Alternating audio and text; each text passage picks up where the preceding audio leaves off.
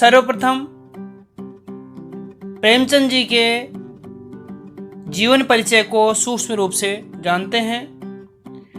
सर्वश्रेष्ठ उपन्यासकार और कहानीकार प्रेमचंद जी का जन्म सन 1880 में बनारस के लम्ही गांव में हुआ था।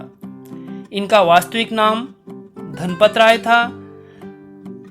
घर की आर्थिक तंगी के कारण और अपने पिता को असमय ही इन्होंने खो दिया था, जिसके कारण इनका बचपन बहुत अभाव में बीता और इन्होंने शिक्षा विभाग में नौकरी की, परंतु गांधी जी से प्रभावित होकर के इन्होंने असहयोग आंदोलन में सक्रिय रूप से भाग लिया और सरकारी नौकरी से त्यागपत्र दे दिया।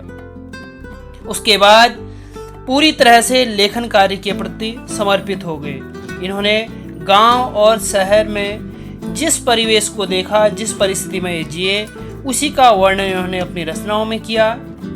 इनकी रचनाओं के विषय किसानों और मजदूरों की शोचनीय स्थिति, दलितों का शोषण, समाज में नारी की दुर्दशा, स्वतंत्रता आंदोलन आदि से संबंधित है। इनकी भाषा बहुत सरल, सजीव और मुहावरों से युक्त है। इन्होंने अपनी रचनाओं में अरबी, फारसी और अंग्रेजी के जो प्रचलित शब्द हैं उनका भी प्रयोग कुशलतापूर्वक किया है। इन्होंने अनेक पत्र पत्रिकाओं का भी संपादन किया और सन 1936 में इस महान कथाकार कहानीकार का देहांत हो गया।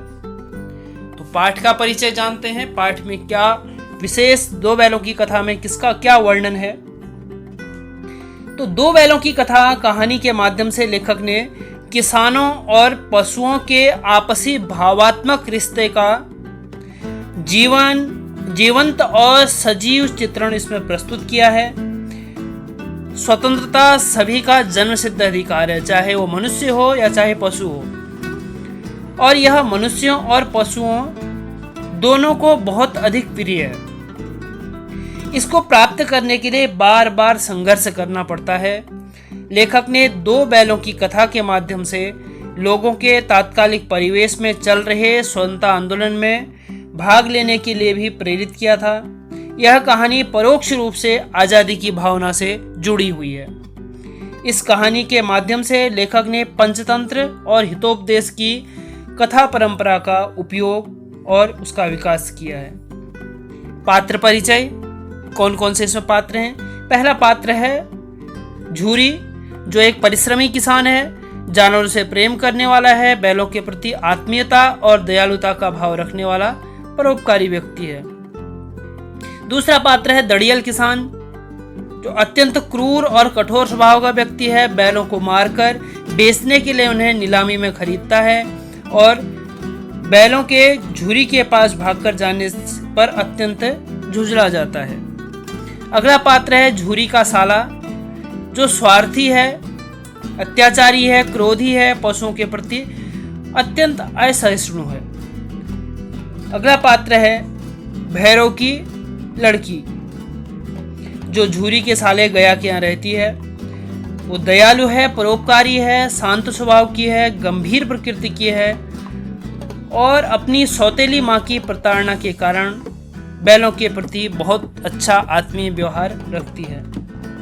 अगला पात्र है झूरी की पत्नी, जो गुस्से वाली औरत है, जानवरों से अधिक आत्मीयता या लगाव नहीं रखती है और बहुत स्वार्थी है। अगला पात्र है हीरा। हीरा पछाई जाति का सुंदर, सुडौल और मेहनती, सहनशील, धैर्यवान, सच्चा मित्र, नैतिकी मूल्यों को मानने वाला एक बैल है। और एक इसमें जो वर्णन किया है वो एक गधे का किया है। गधे का वर्णन बताया गया कि वो बुद्धिहीन होता है, सुख दुख हानि लाभ सभी में एक समान रहता है। तो पछाई जाति जो अगला पात्र है वो है मोती।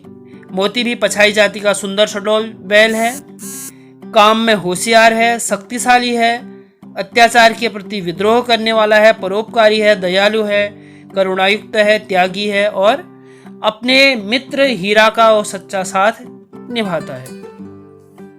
तो ये था इस पाठ से संबंधित पात्रों का परिचय। प्रेमचंद की प्रसिद्ध कहानी दो बैलों की कथा के मुख्य पात्र हीरा और मोती नामक दो बैल हैं। ये बैल सीधे साधे भारतीयों के प्रतीक हैं, जो दयालु, परोपकारी और मेहनती होते हुए भी अत्याचार सहन करते हैं।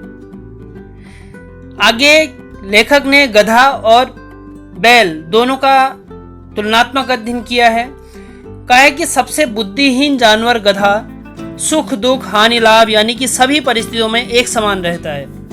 लेखक ने उसे ऋषि मुनियों की श्रेणी में रखा है।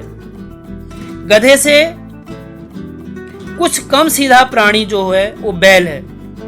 कभी कभी अड़ जाने के कारण उसका स्थान गधे से कुछ कम है। हीरा और मोती की मित्रता, तो झूरी के पास दो बैलों की एक जोड़ी है। दोनों पछाई जाति के सुंदर सुडौल और मेहनती बैल थे। साथ साथ रहते हुए उनको अपने मालिक से प्रेम हो गया था।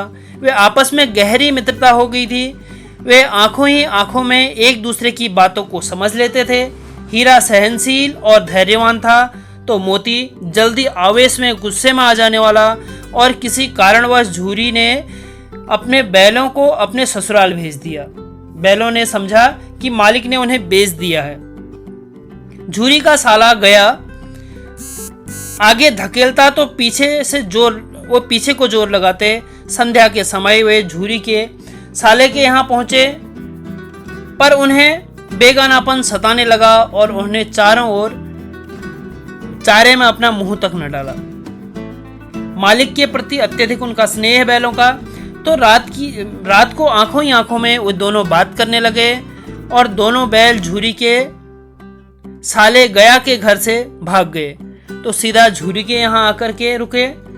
झूरी ने प्यार किया, सहलाया, लेकिन मालकिन ने नमक हराम कहा और खाने के लिए सूखा चारा डाल दिया। झूरी ने नौकर से खल डालने के लिए कहा, पर नौकर मालकिन के डर से ऐसा नहीं कर सका। मोती को वापस झूरी के ससुराल भेज दिया गया। ऐसा अपमान पहले कभी नहीं हुआ था। झूरी के साले ने मोटी रस्सियों से बांधकर नाक पर डंडे बरसाए, पर वे हल में जुतने को तैयार खड़े नहीं हुए। गले में मोटी रस्सी होने के कारण वे जल्दी ही पकड़े गए।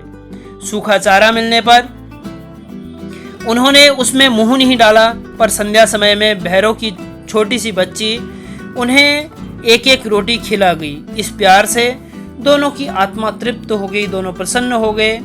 तो सौतेली माँ से पीड़ित होने के कारण इस बच्ची को देखकर मोती का दिल हुआ कि भैरव की पत्नी को उठाकर पटक दे, लेकिन हीरा ने उसे औरत जात पर सींग न चलाने से संबंधित नीति की बात कह करके मना कर दिया।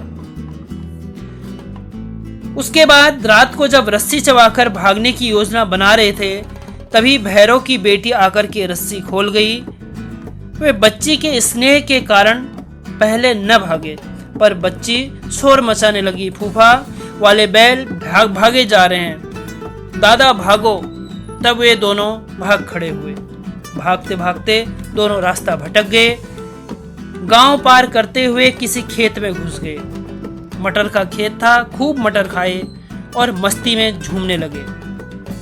पेट भरा होने के कारण उन्हें कुछ भी आगे का कार्य कुछ नहीं सुझाई दिया। तो ये हमारे इस दो बैलों की कथा के आरंभिक दो भाग थे,